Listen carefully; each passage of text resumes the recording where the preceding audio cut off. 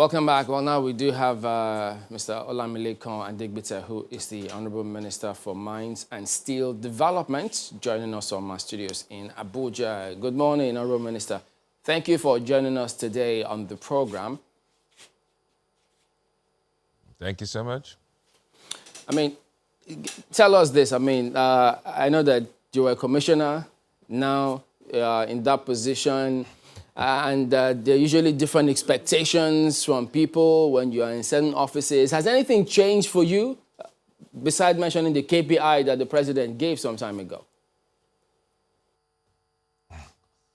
Well, it's still service, as far as I'm concerned. You're now on a bigger stage, a bigger platform, and you have to deal with many more people. That's just the difference. It's all service, public service. And of course, you put in your best and try and achieve the best you can. Now, speaking about the requirements, what you need to do, there's a lot of focus on the country trying to get revenue from alternative sources. I know, yes, you did have certain things you wanted to achieve getting in there, but how are you adjusting to this fresh demands, COVID, and what the nation will expect from several other ministries, including yours? Well, the mandate of the Mr. President gave, ab initio, is to diversify the economy through mines and steel development, diversify the economy, create employment, and of course, generate revenue. This, of course, is still constant. And going forward from now, we're going through that on a five-pronged thing. The first one is gold. Second, it's artisanal mining. Third, downstream sector. That's the downstream sector policy. And of course, fourth, artisanal miners. And fifth, Ajaokuta itself.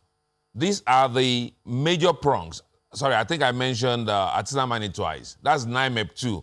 That I meant to bring it as number 4. And number 5 is Ajaokuta itself. These are the 5-prong issues going forward, especially with the COVID. These are things that have been in the offing. But now with COVID, we need to accelerate and move faster. With gold, that's the first thing. Because of COVID itself and the effect on the economy around the world, everybody is now seeing gold as a safe haven, to put their money. Hence, the price of gold is going up in the market. And Nigeria has plenty of this. So those activities that we had planned before, we are moving faster ahead with them. One of that is the Presidential Artisanal Gold Mining Initiative. It's called PAGMI. This is a situation where the federal government, through that PAGMI, will buy gold from artisanal miners and from other sources. And of course, the Central Bank of Nigeria is the off-taker of the gold. They keep part of our reserves in gold. That's the first thing. And of course, this will create employment for people because now people that are mining this gold, we are giving them a platform where to sell legitimately. They sell to us. Of course, we'll refine it and sell to the CBN. CBN is ready to buy at the right price. That's the international price. So that's as far as gold. Also, we have licensed 2 refineries in Nigeria to refine gold. These refineries, once they come on stream, I think by the end of this year and early next year, the 2 of them should be on stream. They will buy gold locally. Even the activity of the refinery itself will create employment for people.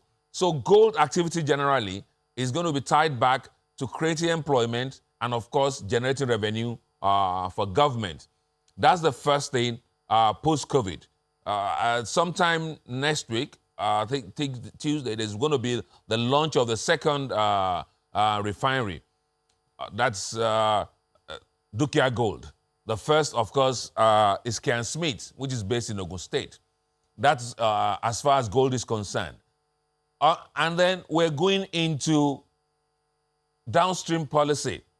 The downstream policy is essentially that, as it were, we export our minerals and our as ores. That's raw. Whatever they get from the ground, they just export like that. This is something we have started since I came into office. A beneficiation policy, which of course will create more value for what you are exporting. If you are mining tin, instead of exporting the raw ore, of course, you're going to export the ingots. This, of course, will create employment in that process. And what we are doing by this is creating clusters around the mining centers. We'll put the infrastructure there for them. And of course, the private sector entrepreneur can come in and put those facilities there. Roads, power, essentially, because most of this beneficiation thing requires power. So we're going to put this infrastructure there in the clusters. We're already working on this, so we are accelerating forward on that. These clusters will do beneficiation. If you are doing lead, if you are doing gold, if you are doing any other mineral, tin will do beneficiation. At that point, what you're going to be exporting from Nigeria will be of more value. This will create jobs, will bring more revenue to government, and at the same time will be a sort of diversification of the economy itself. That is as far as the downstream beneficiation is concerned. Okay, Honorable Minister, just pardon me. Just before you move on to the other points, that four-prong or five-prong approach that you mentioned, let me follow up on that. This first point you've just made now. Speaking about entrepreneurs coming in, yes, it's a very huge sector, but what is the current position now about mining licenses not being able to be used as collateral as is done in other hubs across the world? Well, you need to get it right. The license itself is not enough, even anywhere in the world, to be used as collateral. Mining is all about data.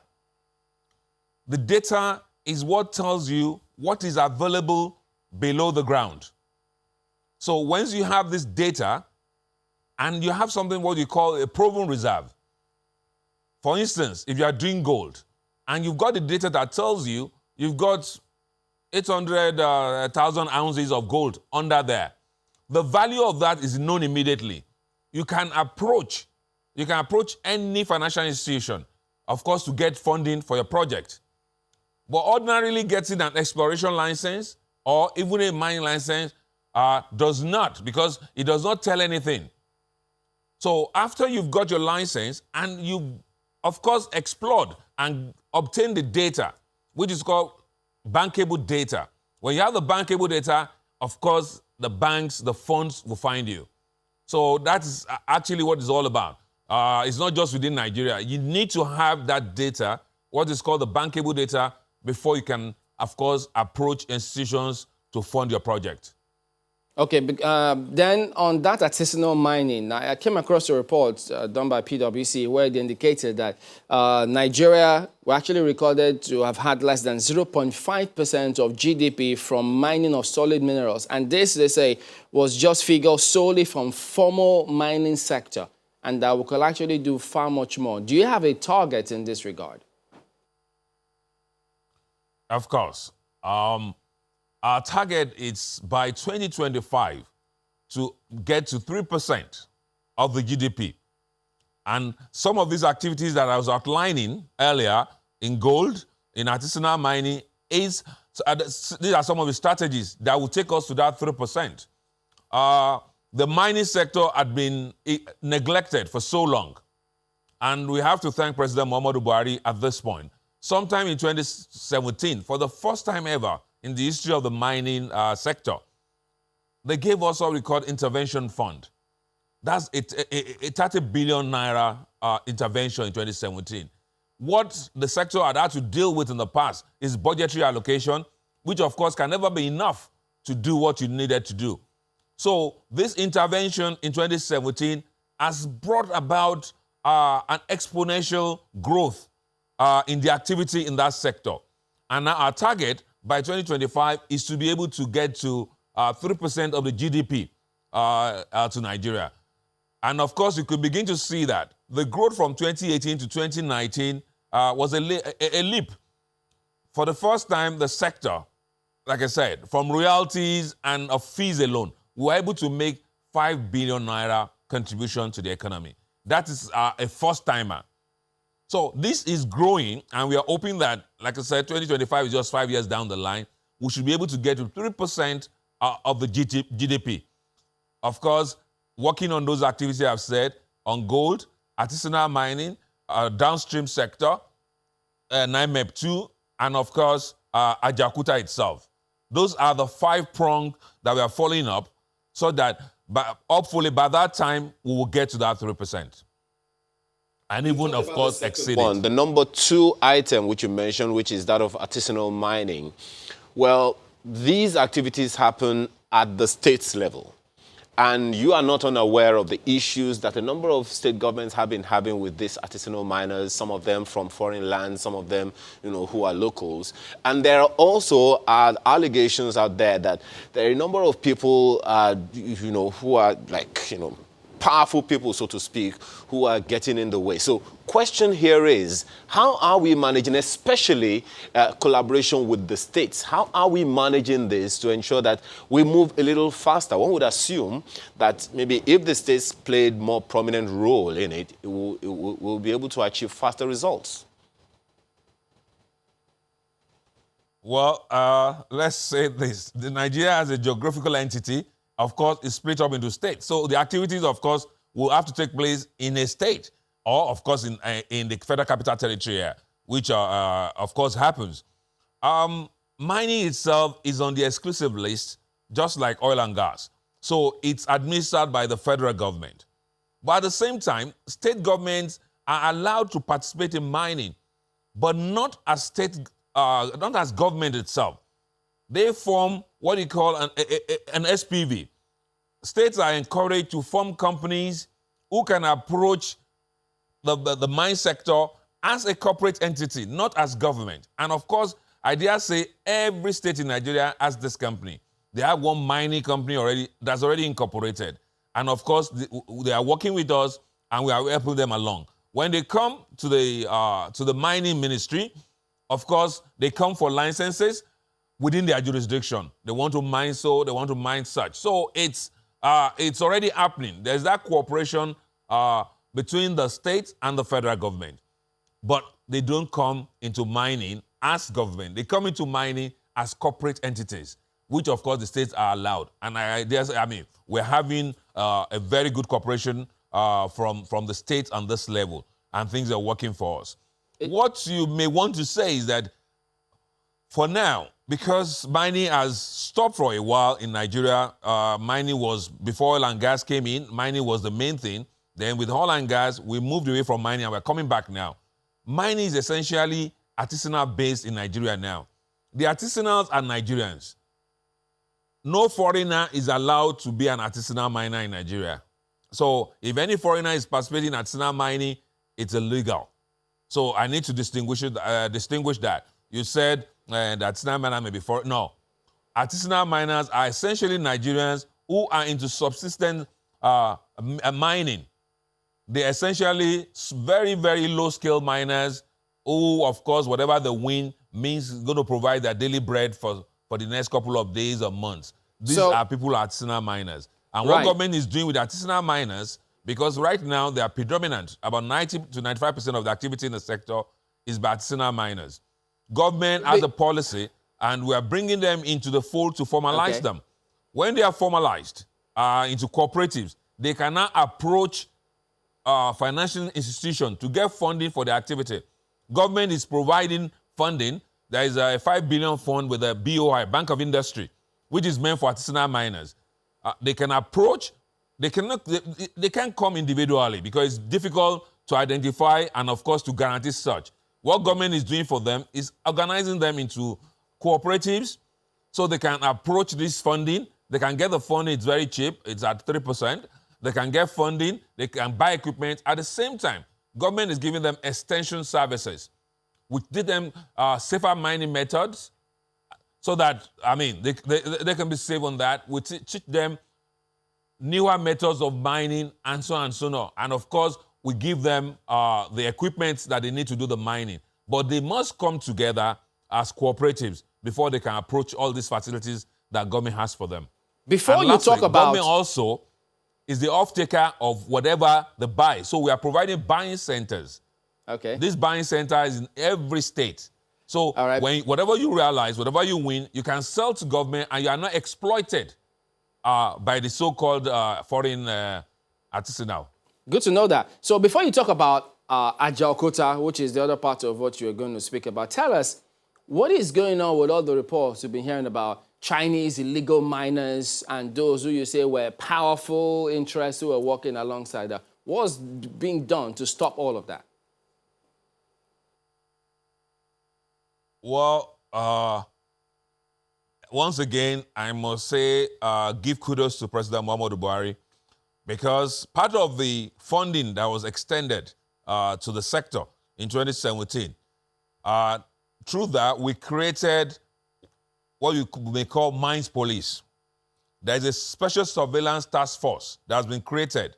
Of course, a lot of vehicles and infrastructure were acquired for this task force for us to be able to go after these illegal miners. Yes, let's say it. You said the Chinese, yes, they are predominant. We have a few other Africans, Burkina Faso, Ghanaians, and all that. But of course, the Chinese are prevalent there. What they do essentially, these illegal miners, is they ride on the back of artisanal miners. They come in where the artisanal miners have their activities with the promise of equipment, funding, and all that. They commence their illegal activity. And of course, they do exploit our people because they do not buy their wins at the right price. And that's why government is countering with all these measures. We are providing funding for equipment. We are providing buying centers where you will not be cheated. Whatever you win, whatever you realize, you can bring to the buying centers and government will buy from you at the correct price. So that's what we are doing, some of the measures to counter these illegal miners. And of course, we are going actively after them.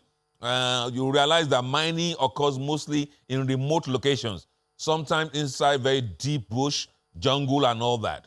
So forest. So once we have an inkling that something is happening there, we have what we call the Federal Mines Officer, which is the head of the activity for the mining sector in every state. So the ministry has the Federal Mines Officer in every state. So he's in charge. If anything is beyond this level, he can contact the head office, and of course, the surveillance task force will move against such people. We are also getting cooperation from the state government to tackle illegal mining. So, I mean, the state governor being the head of the security in every state, of course, helps us in terms of forces.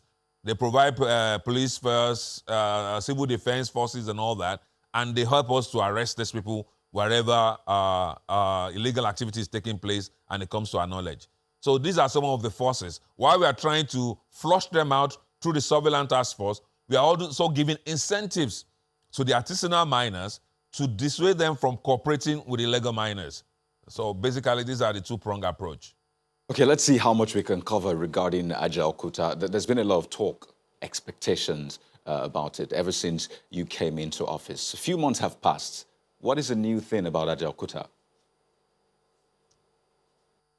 Well, Ajaokuta is on course because we'll probably bring this on before the end of the tenure of President Muhammadu Buhari, because it's a game changer. It's a big employer of labor by the time it comes on. So that is why there's a concerted effort this time to make sure that we realize Ajaokuta, because it would dovetail back into, like I said, the mandate you are given. Apart from diversifying the economy, it will create a lot of employment, also generate revenue for government.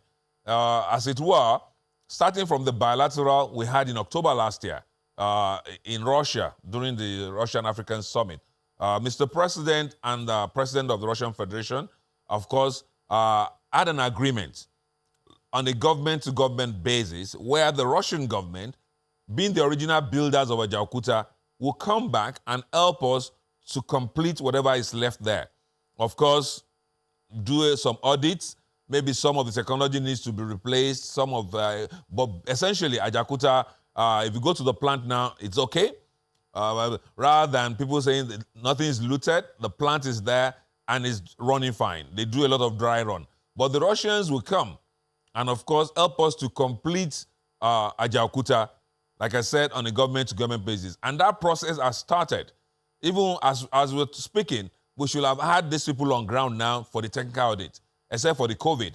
They were supposed to come in late February to start the technical audit. The technical audit will lead to a concrete document, a sort of BEME. That's the Bill of Engineering, Measurement, and Evaluation. That is what gives you a concrete document that says the resuscitation of Ajaokuta will cost X amount. That is what they're supposed to do after the technical audit. Unfortunately, the COVID restriction and, of course, the lockdown in the airspace has prevented that from happening. As soon as this is lifted all over the world, these technical people will come in, they'll do the technical audit, the evaluation, and then we can take it from there. Once we have the evaluation, we already have pledges. Afrexim Bank and the Russian Export Center together have pledged a sum of 1.45 billion. Afrexim Bank, 1 billion, and the Russian Export Center, 450 million. This is a sum that is marked. So we have a firm pledge of funds.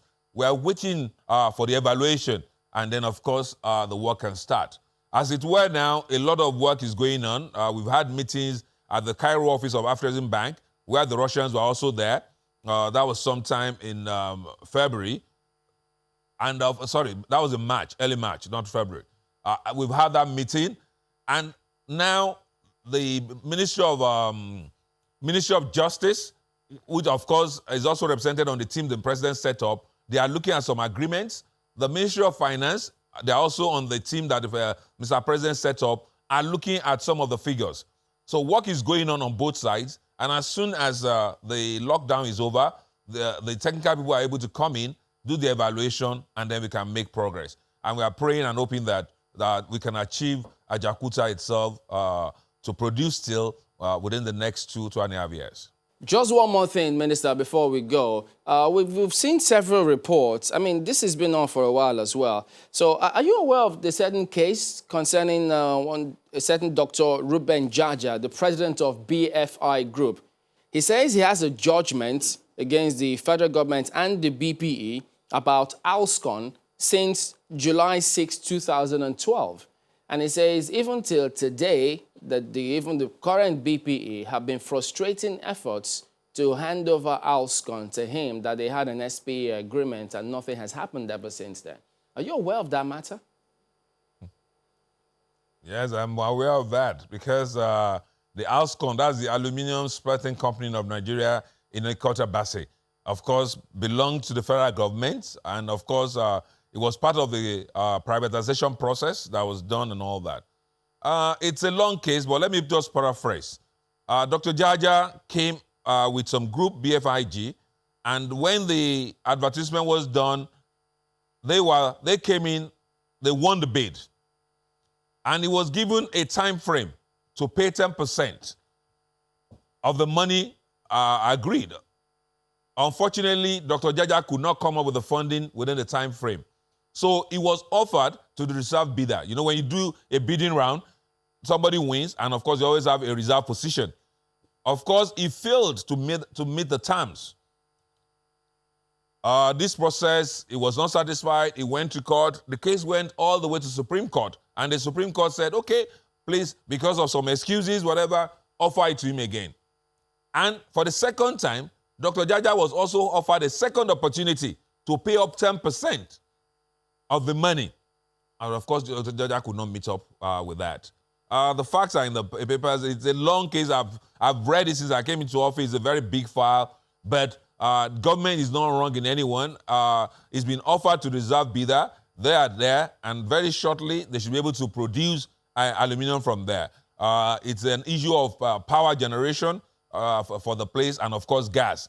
Once the gas and power issues are resolved, we should start producing aluminum from Alscon in the Ajaokuta Steel. Dr. Jaja is a Nigerian. I appreciate him because he's been to my office. I've met him. Unfortunately, he could not come up on the two occasions. He could not come up with the funding. He was meant to pay 10% of the bid price, and he could not come up within the time given. Are the facts of the case. All right, then. So we do thank you for coming in, and we wish you all the best, hoping the country needs as much money as it can get, even from your ministry, such that we can survive post-COVID. So thank you for talking to us today on the program. Thank you so much, Emilien. Thank you. All right, then. We're back in a moment. Stay with us.